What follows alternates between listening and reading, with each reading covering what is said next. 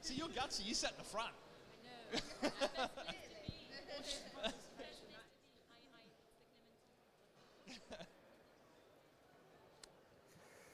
Right. Crowded, isn't it? So I'm losing my voice. Come and join us, everybody. Come and join us. Okay. Now, Another brave man sits up the front. I just felt as if I really ought to say something about the oranges. Do you think I should? Well, only in as much as you might be wondering why there is an orange on your chair.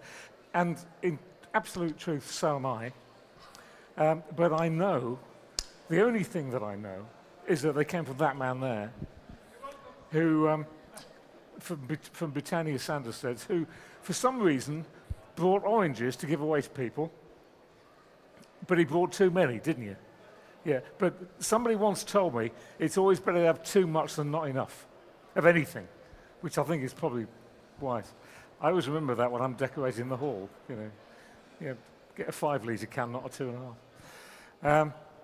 Well, welcome back, and thanks we're beginning to drift in now, and I'm sure it will fill up a little bit later before I finally lose my voice. Last year, we had a resume of the state of the self-storage market, where this man used all kinds of strange expressions, and I even wrote some of them down. Occupancy rates, churn rates, which doesn't mean an awful lot to me. It probably means a lot more to you. He also talked of automation and unmanned things, robots, I think we even touched on, all kinds of things like that. Anyway, after another year of inflation, which I'm sure has destroyed all your businesses, please welcome to explain what's going to go on in the next year, we hope, Rennie Schaefer. Oh, thank you. So I am going to talk about churn rates, and I am going to talk about occupancy, and I'm going to talk about revenue. I'm not going to talk too much about automation because I do have another presentation tomorrow about the future of self-storage, which is really cool because I've got videos of robots and all sorts of stuff. So if you're here tomorrow, come in on that one. But today I'm going to talk a bit about the state of the market. So I'm just going to give a bit of background about where the self-storage industry is now, where it's come from, but also talk about some of the challenges kind of moving forward. So most of you may know that during the COVID years, self-storage did incredibly well. Some industries struggled during COVID, but self-storage did incredibly well during COVID. We were able to keep the stores open, and we had a huge demand for the product. And basically, occupancy rose by 11-ish percentage points. Revenue was up well over 10%, and our churn dropped. Now, churn basically in self-storage is the rotation of customers. So if I say my churn is 100%, what it basically means is that every year I need to replace every single one of my customers to stay even. So it basically means if I've got 100 units in my store, 100 customers will move out, so therefore I have to have 100 customers that come in, and that's a churn of 100%. If half my customers left, then I would have a churn of 50%. So churn in self-storage is important because we actually want new customers to come in, because new customers allow us to play with pricing and all sorts of things. And the business model is designed on having customers cycle through. So churn's not necessarily a bad thing, but obviously lowering a churn rate is good because it means you have to have less new customers to bring into your store. So I'll talk about that a bit later. But yeah, so it was really good during the COVID years. So what's happened since COVID? Well, there is no doubt the market has definitely softened. So we have definitely had an easing in terms of the market. Occupancy and inquiries are both down, so our inquiry levels are definitely down, our occupancy is down.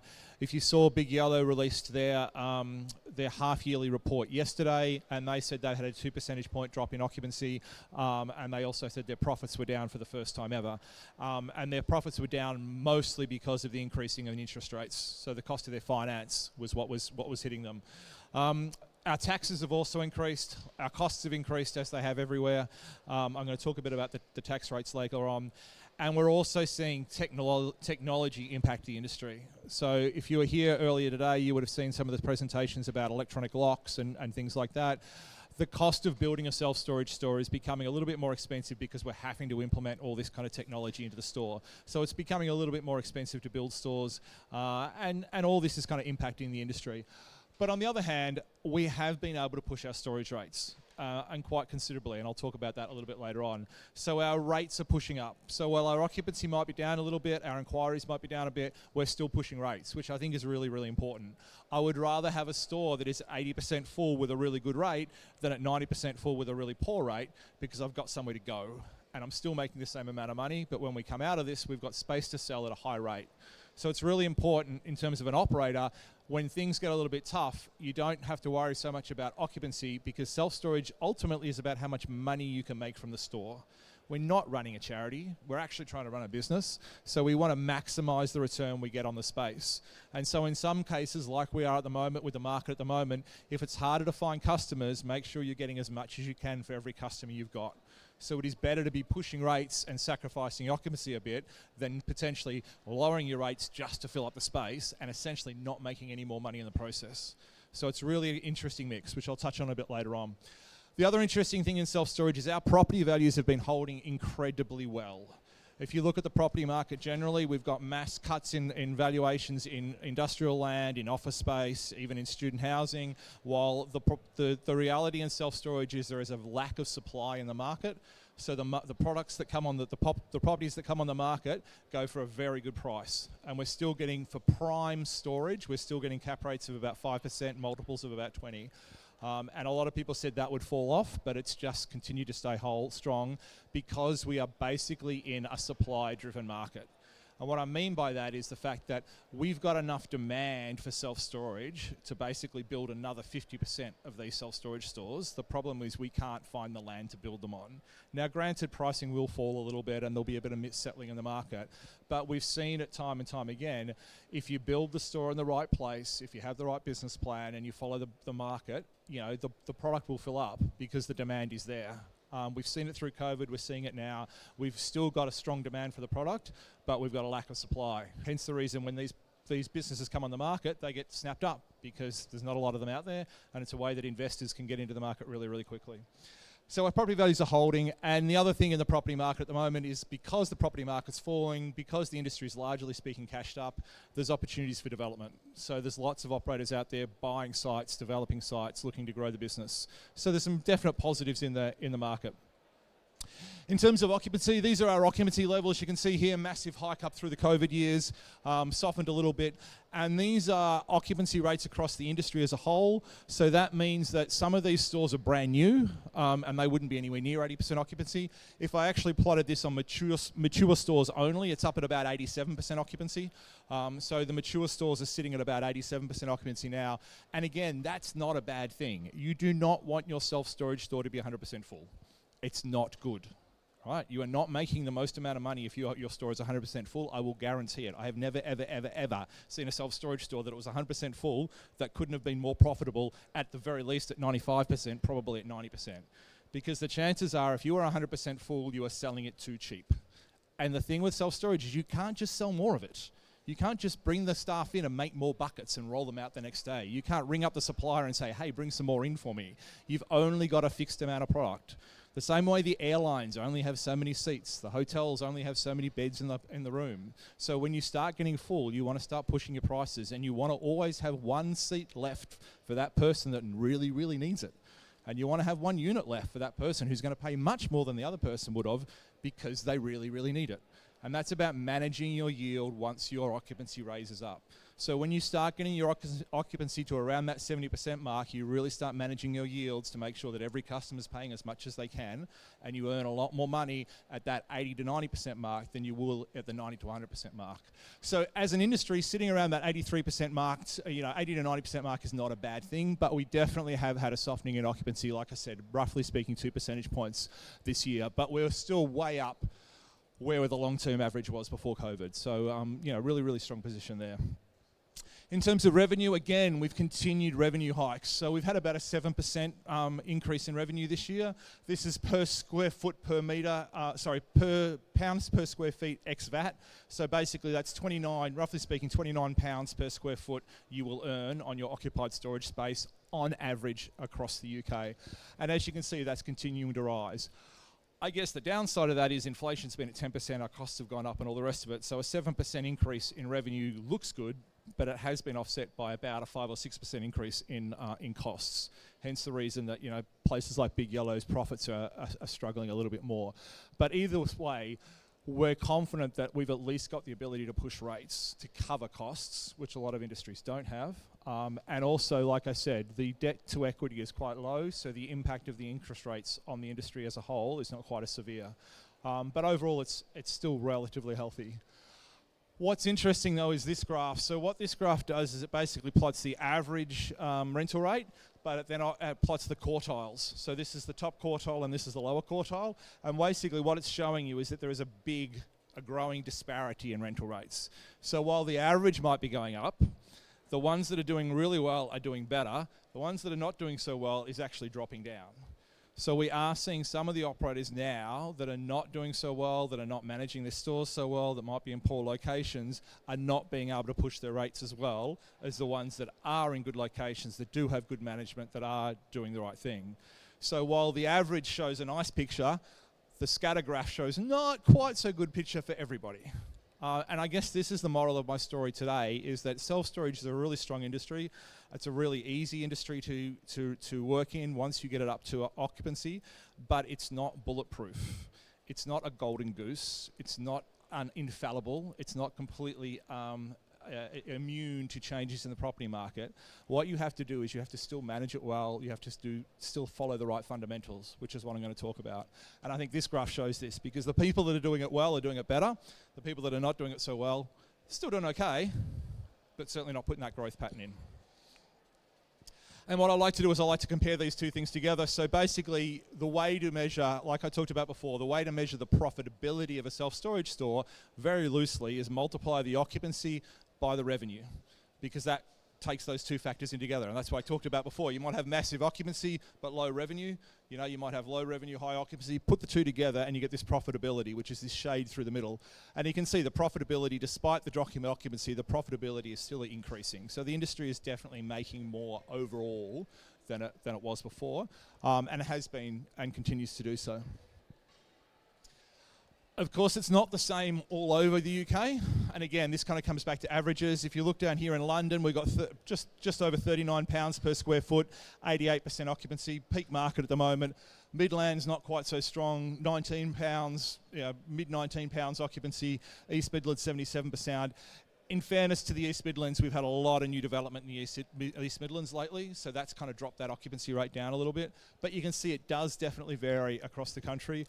A lot of this comes back to land prices as well. You're going to pay a lot more for a store in London, so you're going to need to get that revenue to make it work. So this all kind of balances out. But you can see as a whole, the only market that's below 80% is the East Midlands, and we're still getting pretty good rents across the board. The only market that's had a significant fall in rent has actually been Scotland. Scotland just boomed and boomed and boomed during the COVID years, and it was actually up to about £26, and it's fallen back quite a bit this year, but it's fallen back from a very, very high level. So Scotland's probably the market that's suffered the most in the last 12 months. What is interesting is this is discounts. So part of self-storage is the fact that we have very low we have very low market awareness. So a lot of people in the public don't understand what self-storage is. They potentially have a need for self-storage, but they don't really understand what it is. It's a big warehouse. We're not really sure what goes on in there. They don't understand that they lock it and they keep the key. They don't understand that they don't have to pay to get their goods out. There's a real lack of understanding of the product. So what we find is that the industry does a lot of upfront discounting. They do a lot of kind of 50% off the first 2 months, things like that, to get people through the door. We do this for two reasons. First of all, the low understanding. Second of all, almost every single customer that comes into self-storage stays longer than they think they will. They all come in and say, I'm only going to need it for 3 months. And they usually stay for at the very least 4 or 5 months, and some of them stay for 6 years. And that's the trick. So the upfront discounting is an important part of the industry. It brings new customers in, but it's got to be run on balance and it's got to be data driven. You got to understand what kind of customers you're attracting. It's part of the complicated pricing model. But it's interesting to see here, obviously during the COVID, just after COVID, our discounting really dropped down because we didn't need to discount because we had low churn, we had high occupancy. Now as the occupancy is softening and the market is softening a little bit, our discounting's coming up again, and our discounting's now back above pre-COVID levels and on a fairly steep incline. So we would hope that that eases off a little bit, because if it keeps going up like that, then that is going to impact profitability. And that is the danger of discounting, is that the industry can get way too carried away with itself and just discount and discount and discount and not necessarily measure the effect that's having on their business. So we're very much about discounting for purpose, understanding why you're discounting and measuring that and make sure you're doing it properly. But that is something to kind of keep an eye on moving forward. The other thing is my favourite thing to talk about is churn. Actually, it's not my favourite, but that's okay. Churn, we can see that it's dropped here in terms of churn. The really interesting thing in terms of churn is it's not picking back up again. So that means that our customers are staying longer. So first of all the COVID customers, not all the COVID customers, the bulk of the COVID customers are staying. The bulk of the COVID customers came because they needed a home office, because they didn't want to put their elderly parents back into nursing homes because of COVID, because students were staying at home. But it's also the fact that people are now spending more time in their homes. Most people are doing some degree of home working. They're spending more time in their homes. They want space in their homes. They're putting a different approach of value onto their homes. And so we're seeing these customers are using self-storage to create space. And they're talking about lifestyle changes. And this is what I talk about, lifestyle customers. Sarah talked about the 4 Ds, death, divorce, all that kind of stuff. They're short-term uses, but they can create lifestyle customers. And a lifestyle customer is a person who comes in and says, hey, I need self-storage for 3 months. I need this problem. My grandmother's died. I've got to put stuff in. I've just had a baby. You know, the kids have come home from uni, whatever. They put their stuff into storage, and then they find, wow, I've created this space. It's really easy. I can get my stuff when I want. It's actually not that expensive. It's really useful for me. I've got through that short-term need, but I'm now going to keep this space and I'm just going to use it as my room away from home. And at certain times, I might put the ski gear in it winter, I might put the kids' reports in it, who knows? But it's my room away from home, and it's become a lifestyle choice. And that customer will stay for years and years and years and years and years. And that's why our churn's coming down, because we're getting more of these lifestyle customers, and the customers are staying longer. And that's a sign of the maturity of the market. If you look at the US market, which is like 30 years ahead of the UK market, they are living on lifestyle customers. You know, everybody in America has a self-storage unit. They have the family self-storage unit that, you know, it's just there. Use it when you want, you know. Everybody knows what self-storage is. It's a completely different market, and we're heading towards that. But really useful in the fact that we're getting our churn down, which means we need less customers, which means there's more demand for the product, which brings us back to being a supply-driven market. And just quickly in terms of pipeline, this is just a sample from 57 companies in our survey, but you can see we've got a strong pipeline there in terms of development. The industry is really looking at continuing to develop. As long as they can find the land, they can make it happen. I missed one. So, the other thing that's changed quite considerably is construction costs. So when I did this presentation this time last year, I talked about the fact that Big Yellow had basically put a hold on their construction costs because they couldn't get fixed term pricing on steel, and our construction costs were going through the roof, and it was really impacting our development. So the construction prices have definitely stabilised. We can now get fixed price steel contracts. We can basically commit to a project and know that it's going to come in within a price range rather than where it was before, which has really kind of ramped up the construction process. Our container prices have definitely eased. If you talk to the container guys around here, you'll probably find they're pitching at about, you know, kind of $2-ish grand a container, while they were up at $3 grand a container, you know, not that long ago. So that's made life easier as well. We've still got massive planning delays. I don't know if any of you have tried to put anything through planning lately, but, you know, it just takes forever. You know, if you can get planning done in 6 months, you're doing really, really well. We've got planning jobs that have taken over a year. So that's definitely having an impact. I talked about cap rates. Again, when I'm talking about these 5% cap rates, to be clear, I'm talking about prime self-storage stores in good locations. So the peak of the product. They will range down to probably about a 10 multiple for a container store in the back of a farm or something like that. But they're still holding up pretty strong. But the other thing we are seeing impact the industry is definitely sustainability improvements. So, the whole construction industry needs to be more sustainable. Self-storage uses a lot of steel, a lot of concrete, not particularly sustainable products. So we've already seen most self-storage stores putting solar and PV in and things like that in terms of getting their operational carbon down. So most self-storage stores are really good operationally, but in terms of construction, there's a fair bit of work to do. And we are seeing that impact construction costs now as people look to become more green in their construction, look at getting more sustainably produced concrete from sustainable energy plants and things like that, which is impacting construction costs. And I think you will definitely see more of that moving forward as the regulations change. The other thing we're seeing is we are definitely seeing a change in customer base. I talked about this before, more lifestyle customers. We're seeing less moving related customers. So another preconception of self-storage is it's all about people moving house. It's actually not. It's less than a quarter of our customers are house-related moves. So 75% of our customers have got nothing to do with moving houses at all. It is the biggest single customer base we have, but it's still only about a quarter of our customers. So even if we lose half of them, we're only losing 12% of our customers. Now, we haven't lost half, but we have lost a few of them. So we are definitely getting less of them. But they're being subsidised by the fact that we've got more lifestyle customers, we've got more small businesses, we've got more downsizers, and the students are coming back. We pretty much lost all the students over COVID because of COVID, but now we're getting the students back as well. So it's just a change in the customer base. And this is what I think is super special about self-storage. Self-storage has an incredibly diverse customer base. We have multinational companies use us. We have single mothers using us. We have business executives using us. We have small e-businesses using us. We have charities using us. We have people moving house, people having divorces. We have all these people using us for all different reasons, which means that as the market shifts, our customer base shifts with it. We don't have a massive, if the removal market completely collapsed and nobody moved for a whole year, self-storage would still survive, because we have other customers to live off. And this is what happens, and this is what we've seen this year, this is what we see during COVID, what we saw through the recession 14 years ago. The customer base shifts depending on the economy and depending on what the lifestyle reasons are for the people that need storage, because it's a change-driven product. So if people have changes in their lives, they need space, and it drives them to storage. What we are seeing, which some may think is concerning, is we are definitely seeing an aging population in self-storage. So 30% of our customers are between 55 and 70 years old.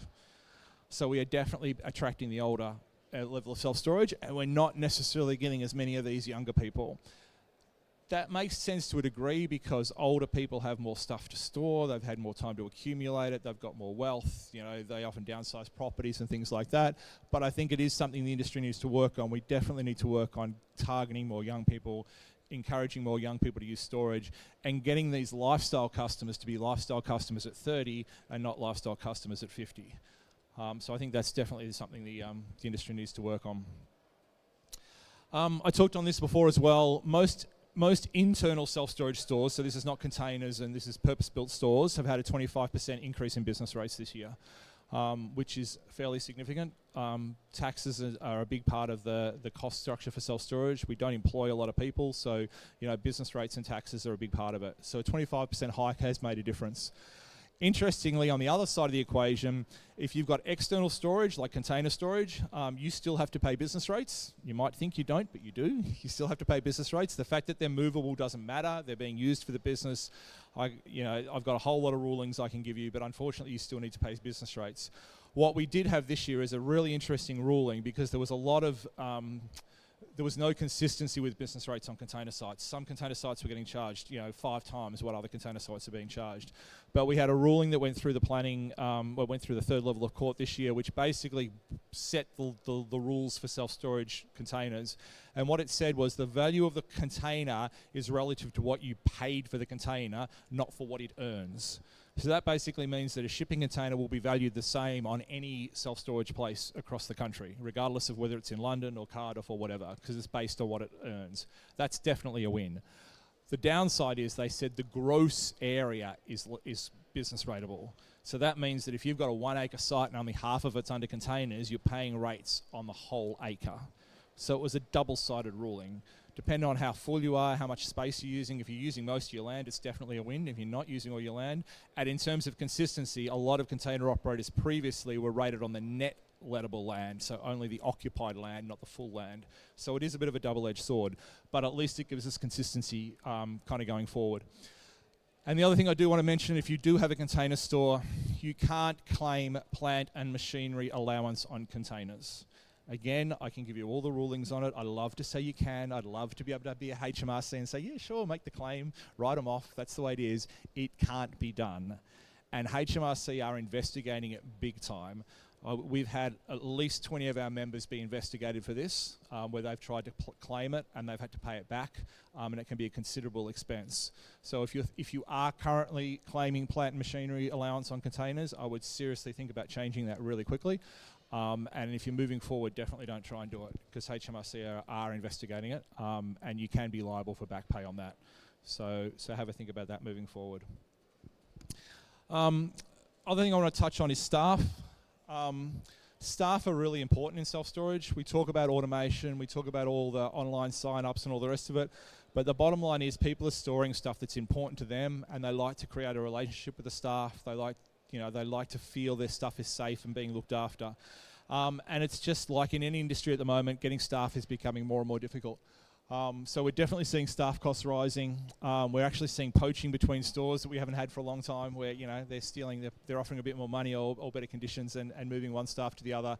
And we're actually getting a recruitment agency specifically for self-storage now, which is again a sign of the aging of the industry, where you can now go to a recruitment agency and say, hey, find me a self-storage manager, and they've got them on their books, possibly poaching them from somewhere else, but anyway, but they've still got that network. So staffing's becoming super important, but it is tough, and we are definitely paying more for our staff than we used to before. The other kind of downside at the moment is we are unfortunately having a big uptake in criminal activity, and that's not just for self-storage, but it's partly driven by technology. Criminals now can get access to skimming codes, and if you go to Amazon, you can actually, for about 80 quid, you can buy a fob cloner, so you can clone any fob in the world. Micro cameras can be put above pin codes. There's lots of technology out there that's really easily available. Small cameras that criminals can look over the top of units to see what's inside the unit, to see whether it's worth breaking into. So what we're seeing is that we have to be more proactive about our security. So people like DSOC over in the corner here that do security monitoring, do proactive security. We're seeing more of that. There's no point having a wonderful digital picture of the security camera of the guy coming in and robbing the stuff and running off with it. That doesn't help your customer too much. So you want to be proactive. We're seeking more individual unit alarms, monitored CCTV, tannoy systems, which is where the security monitoring service can talk into the unit and kind of say, hey, you, what are you doing there? That's a bit odd. Is there a reason you're looking over the unit of next to you, sir?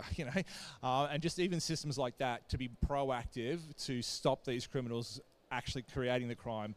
We've even got to the stage now where some of the criminals are actually taking a unit out. So they're coming in, giving you a fake ID, or even sometimes giving you a legitimate ID, hiring a unit for a month just so that they can get access to the space. Then they're looking in the self-storage store, particularly targeting commercial customers, coming back later on after hours, and then taking the goods. So as a result, we're actually seeing a lot less 24/7 access for self-storage unless there's a need for it. So in the past, a lot of operators said, oh, everybody can have 24/7, not a problem, no problem. We've got key codes and all the rest of it. Now we're seeing operators kind of saying, yes, you can have 24/7, but we need to know why.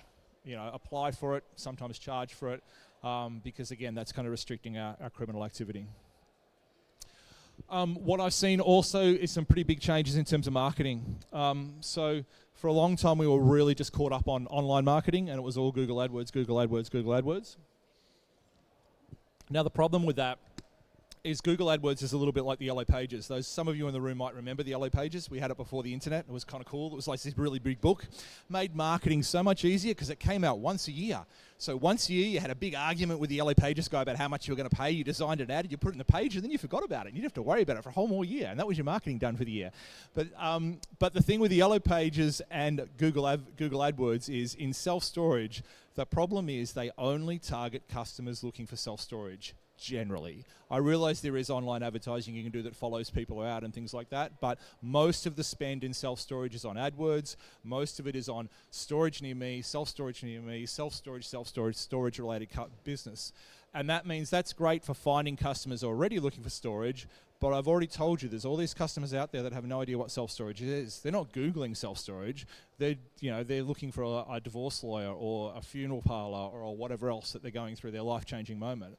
But they're not thinking about self-storage as an option. So we're definitely seeing more offline marketing now. We're seeing more bus stop advertising. We're seeing more local marketing, sponsorship of schools, sponsorship of local community events to get the local community to understand what self-storage is and bring more people into the industry rather than necessarily fighting over the existing customers. So I think that's a really important trend. We're also definitely seeing more B2B marketing, more business-to-business marketing, more increased in business customers, and much more data-driven marketing. So in terms of their online marketing, they're really looking at, okay, what do my AdWords do? What's my conversion rate? What's my length of stay? Is this advertising actually giving me long-term customers or short-term customers? And really getting a lot more data to drive the marketing and spend marketing a bit better. And also, like I said, this lifestyle marketing. So if you look at a website in self-storage now and compare it to 4 or 5 years ago, there were lots of roller doors and people kind of with boxes and putting boxes away, happy smiles on their faces, which, let's be fair, they don't usually have when they're putting stuff in self-storage. But, happy smiles, boxes. Now we're seeing more, how can we make space for your life in self-storage? Because that's what self-storage is about. It's not about storing the product. It's about making space for your life. It's about the lifestyle change you have by having space in your house. It's about what can you do with that space. And that's the kind of lifestyle marketing that we're seeing much more of, which again is generating more business for the industry because it's bringing more people in rather than arguing over the existing customers. Just in terms of investment, really quickly, institutional investment remains strong. We've got a crazy amount of institutional investors out there at the moment that are paying, some would say, extreme amounts for self-storage stores. Give you an example, in Sweden, in Scandinavia, in Norway in particular, there's a company out there which is publicly listed. It's got about 60 or 70 stores. They're all quite small, but it's listed on the Norwegian Stock Exchange for 40 NOK, and a company has just come in and done a hostile takeover of it for 68 NOK for all the shares. So that's almost, it's about, 90-odd% premium value on what the current share list price is, because they want those stores. So the institutional investing out there is crazy. Like I said, the operators are definitely cashed up at the moment, so there's opportunity for growth. And I think there is definitely a confidence within the industry that we can overcome the increasing cost of debt. There's a confidence that the increasing cost of debt is not going to get out of control, that it will be, while it won't be getting back to 1%, it will be settling, and that the industry has the ability to push rates and cover that. So they're continuing to develop, continue to expand, and a strong pipeline of investment. So just quickly, like I said, I'm doing Future of Self-Storage tomorrow, so I'll do a bit more on this. But what's to come? I guess the biggest question, obviously, is broader impact of the economy. What's going to happen? What's going to happen in the Middle East? Are we going to have another oil shock? All these kind of things. So there's a lot of broader economy stuff that could definitely impact the industry, but it's going to impact everybody. So self-storage isn't going to be alone there. In terms of the actual industry itself, I think it is going to be more competitive because we've got a strong pipeline, so we've got more of these stores coming online, so we are going to definitely get more competition. But I think that's also good that we're doing more offline marketing, we're creating more demand for the product, so that's kind of balanced out. Lower churn is definitely covering the drop of inquiries, so we want to make sure we keep that churn pretty low. If that churn starts creeping back up again, it's going to mean we need more inquiries, more customers, so that's going to be a challenge. And I do think that discounting and poor dynamic pricing can definitely impact the industry. So the challenge with dynamic pricing is being utilised by a lot of operators now, but it's not as simple as it seems. Dynamic pricing works really well in an upward turning market because you're always putting your prices up, but now the market's turned down a bit. Sometimes poor dynamic pricing models just end up discounting and don't factor that in. So a lot of the dynamic pricing models built for self-storage have only seen an upward trend. Now they're being applied to a downward trend. The models don't necessarily work as well as they should. They need to be tweaked, they need to be adapted, and not all operators are doing that. And the same with the discounting. Not all operators are understanding the impact of their discounting. So I think that's what the industry needs to kind of deal with moving forward. Otherwise we get driven into a price-driven market, which is definitely not where we want to be. So some of the challenges moving forward. I think we are definitely going through unprecedented demand, unprecedented change because of technology. So a self-storage store that was built 30 years ago, largely speaking, particularly if you look at some of these big yellow stores, they were built 30 years ago. You could walk into them today and they would look just as good as they did 30 years ago. And they've had very little capex done on them. Another huge benefit of this industry is once you build the store, you don't really have to do much to it. You don't have to, it's not like a shopping center or a retail thing where you've got to restrip it and make it look pretty every year. You know, the doors themselves last 40 years. You might do some recoating on the floor, but overall the capex is really, really low. But if we're putting all these technological changes in, if we're putting in electronic locks, if we're changing all the security and stuff like that, that's starting to creep the capex up. And I think it's really interesting now that a lot of the small independent stores are now putting these electronic locks in for all their new stores, yet the bigger operators are not, because they're going to have to retrofit all their stores at some stage. And that's a lot of doors and a lot of cost.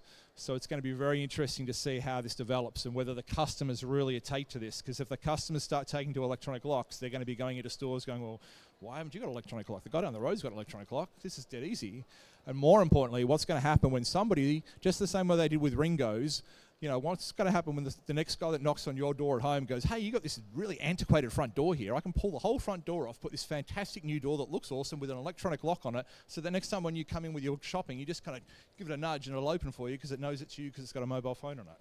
You know, I can go into the Hilton hotels now and open all my hotel rooms with my mobile phone. I can hire a car and open it with my mobile phone.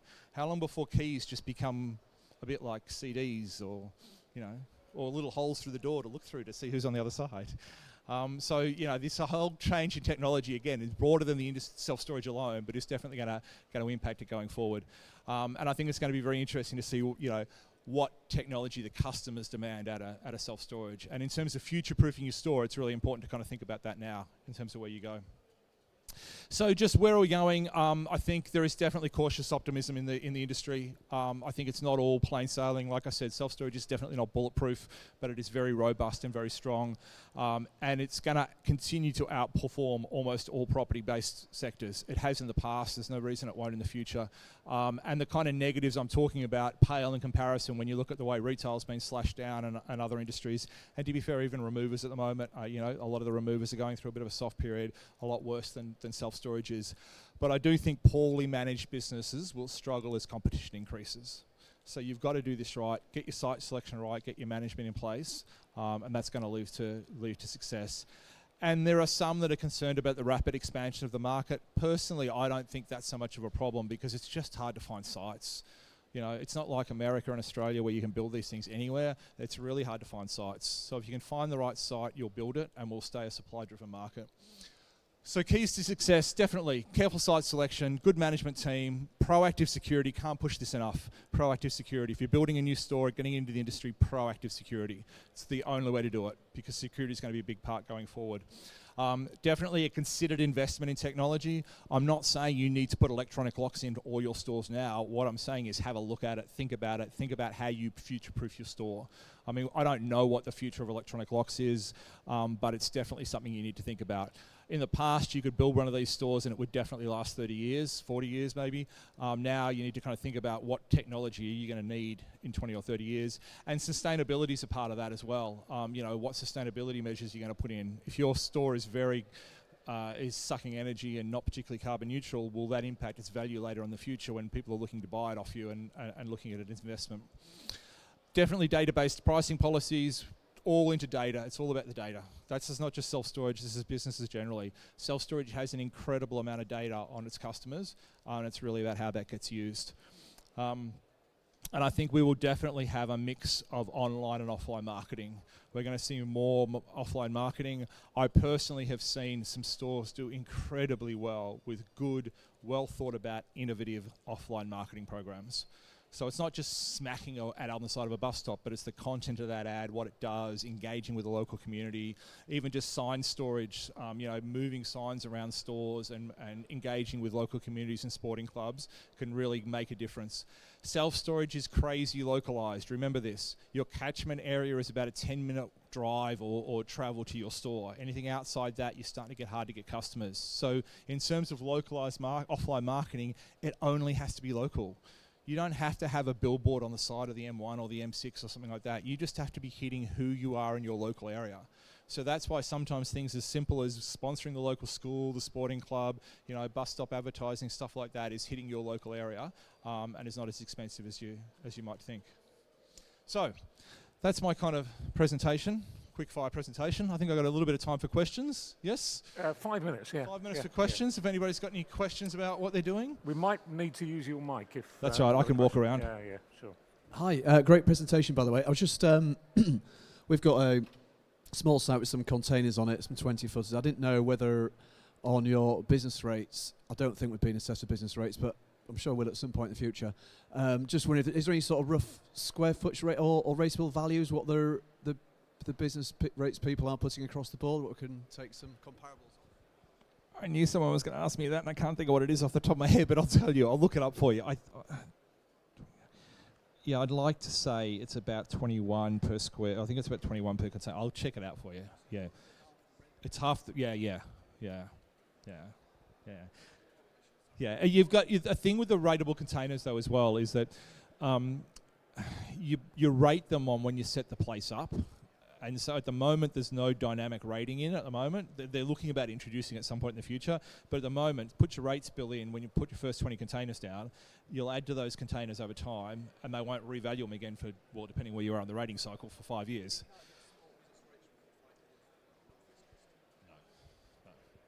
No. We've got some spare land, and we're thinking about doing some more containers or some roller shutter type American-style storage. I wonder what your thoughts were on that. Yeah, I think I'll talk about this tomorrow morning as well. I think the external storage market is definitely fragmenting now. So the customers are becoming more understanding that there's different qualities of external storage. And so I think doing a mix of containers and USC or those kind of drop-downs definitely adds value because they attract a different customer. And they give you different unit sizes as well. I mean, containers, you can cut a container in half, but it's kind of limited to what you can do with it, while the drop-down units is much more flexibility and space. So I think depends on your site, obviously, but I generally speaking, drop-down units get a higher return, but they cost you more. So it's about short-term, long-term gain. But if it was me, I would put a combination down in most sites. If you've got an area where you've got a customer that's willing to pay more, then why wouldn't you give them a product that they'll pay for? But again, it does depend a bit on the site, and your market. Any other questions? Nobody's eaten an orange yet, so. Yep, we've got a question at the back. Oh, he has eaten the orange. Oh, there you go. Sorry, there you go. I thought you had a question. Just eating the orange. Okay, just quick show of hands. Who here's got a self-storage store? Okay, who's got land to put a self-storage on? And who's thinking about self-storage? All right, okay. All of the last two group, all the first group are already members of ours, I can see that. All the last two group, you need to go and talk to Stephen, who's over here, and join the association because we give you all the tools you need to set up a self-storage store. The things I talked about here. The other thing that's really important about setting up self-storage is there is no regulation that governs self-storage. There's no piece of law that governs it. So it's all tied into the contract. Your contract with your customer is your life. If you don't have a good contract or you don't have any contract, which some people don't have, you have basically no legal relationship. So that means if they stop paying their bill, if you need to get rid of their goods, even if you want to put their rates up, you have limited opportunities. So it's really important that you get a good, solid self-storage agreement. We give you one as part of membership, but even if you don't use our membership, please get one drawn up, because the biggest issues we see with new members all the time is people do this on contracts that are written on the back of an envelope or not written at all, or they got their mate to do it, or they even got a lawyer to do it that knows nothing about self-storage, or they used an old removers contract, and it's all good and well until it's not. It's all good and well until the customer doesn't pay their bill, or gets divorced, or the girlfriend comes to try and take the goods out, or or the police come knocking on your door saying, "I want to get into that unit." You need to have a solid contract. So make sure you get yourself a really good self-storage contract. Like I said, even if you're not going to use ours, make sure you get a good contract. It'd be more moral. You do have a question. So thanks. I guess there's three categories. So someone or as a business looking to setting up our own self-storage site, you talk about occupancy and churn rates, but from a zero start in a good area, what kind of time scale, I guess, to, looking at those operators there. So there's a new site. What kind of time scale are you looking to get up to, say, a 50% occupancy rate? All right, so in terms of getting to, let's say 60% occupancy rate, because that way you'll be well and truly into cash flow positive. So generally speaking, 40%-ish is break even, 60% starts cash flow positive, 80% is when you're really making money. It's obviously going to depend on the size of the store, but I would say if you're talking kind of 400 units, 200 to 400 unit store, you should be there in about 9 months, 12 months on the outside, depending on the area. Obviously, if you're building a big yellow place with 1,000 units, it's a different market. But I think these days most people are getting up to that level in about 9 months. It's the first, so the thing about self-storage is the first few months are easy, because everybody moves in the first few months. Mark knows this, he's been in the industry for a while, he's seen some fill-ups. The first 3 months are easy, you go, how good's this is great, hey, customers, it's all good. And then what happens is one buddy moves out, and we're like, oh my God, they've left. What do you mean they've left? How can you leave? You're not leaving, no, don't leave.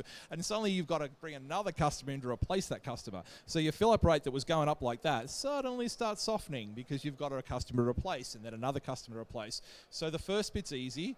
And generally speaking, your pricing is going to be a bit sharper to get yourself to 50% because you've got to pay off your debt and all the rest of it. But once you start getting to 50% mark, that's when you really should be pushing your yields. And that's why it'll take slower to fill up from that point because you've already got to that cash flow positive area. So that's why I say the first 9 months, yeah, you should be able to get to that point. But to get it from 50% to 80%, if you're doing it well, should take longer because you should be maximizing yield on that part of the turn. Does that make sense? Yep. Rennie, I think we've run out of time, but thank you. I'm over at the stand if anyone wants to have a chat to me. I hope you've learned something about self-storage, and I hope to see you further on your self-storage journey. Thank you. Good. Rennie Schaefer, ladies and gentlemen. Thank you. Thank you. Shall I take that from you? Yeah, good man. Thank you. Nobody in the business knows more about self-storage than this man. Rennie mentioned data earlier on in the presentation. Our next presentation, which is in 15 minutes, is all about data. So if you can, please join us. Thank you.